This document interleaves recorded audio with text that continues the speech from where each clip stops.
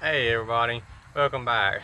So one of the topics I see that comes up on the environmental pages, uh, the mold pages, several of the Facebook groups, multiple chemical sensitivity, toxic mold support group, environmental illness.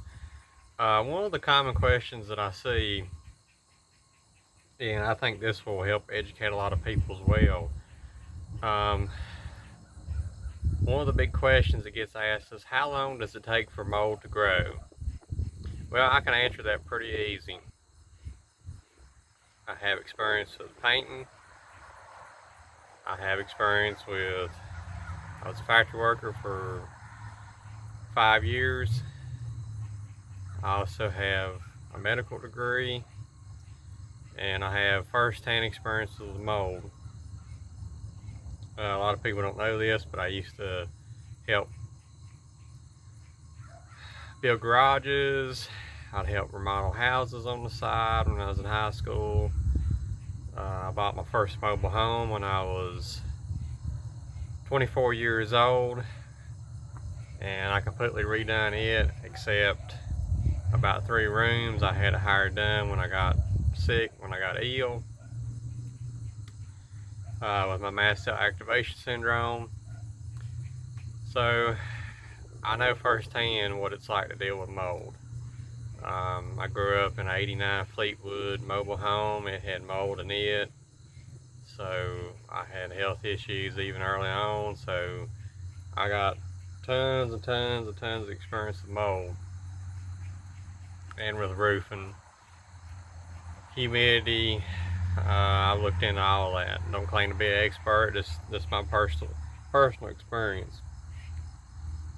So the question: how long does it take for mold to grow? I can answer that with a simple analogy. If you take wet clothes and you take them out of the wash machine and you put them in the dryer, and you forget to dry those clothes, you leave them in that dryer for 24 to 48 hours and they've just been chemically soaked with detergent. Ask yourself, how long does it take for that to get musty? It don't take long. 24 hours to 48 hours to grow mold if the humidity's there or the moisture. It takes 2 things to grow mold: a water source for dampness, something porous for the mold to eat. So it has to have a food source and it has to have a water source, just like me and you, to survive. So chances are where it's water, it's mold. Your natural molds exist in dirt. It grows on trees. That's why tree oil or tea tree oil is a popular anti-mold or antimicrobial can't talk today that they use to prevent mold, because trees naturally secrete things in their bark or substances that prevents mold growth. They have to survive, because remember, mold's job is to be toxic to other organisms, even other molds. That's how it survives. It's like poison oak, poison ivy. Its job is to poison you, so that way you don't mess with it. Its job is to make you sick. So that's a good analogy that I use. People says my roof leak. I don't, do you think that it's an issue, or any insulation that's got wet? I don't care what home, if it's manufactured, A-frame, camper, anything like that, anything you're living in, anything that's got wet, you need to remove that if you're real sensitive to mold. Now, some people, I know roofers that's worked in mold for 30 years and never got sick. But me, I know if I'm living in it, the mobile home that I own, any place, anywhere that it was wet insulation, I removed every bit of it. And if it was just a hint of insulation that got wet, I removed it, because it was a guy that worked in town. He told me, he said, Hunter, if the insulation's just got wet one time, throw it away, it ain't no good. I said, why? I don't see mold. That's all it takes for it to set up. There's natural molds in the air.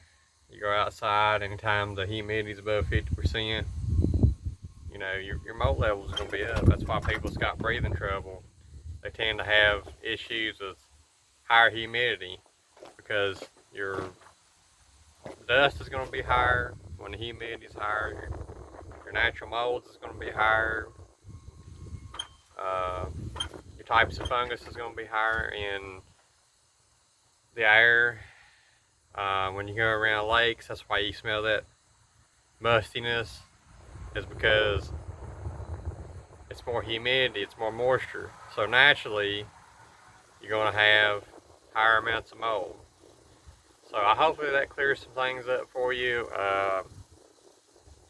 about mold.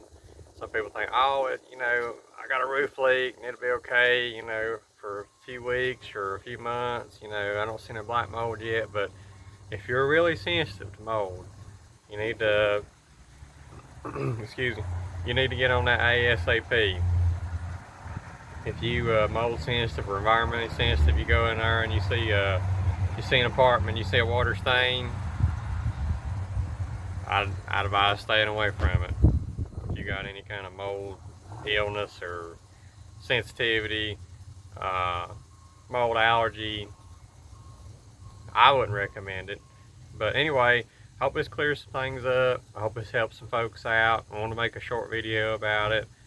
I see the question asked over and over and over and over, and I've had to learn the hard way, and hopefully you don't have to learn the hard way. That's why I'm making these videos. That way, if something happens to me and my health situation, hopefully some of this will live on and it'll help some folks out. But God bless you. Have a good day.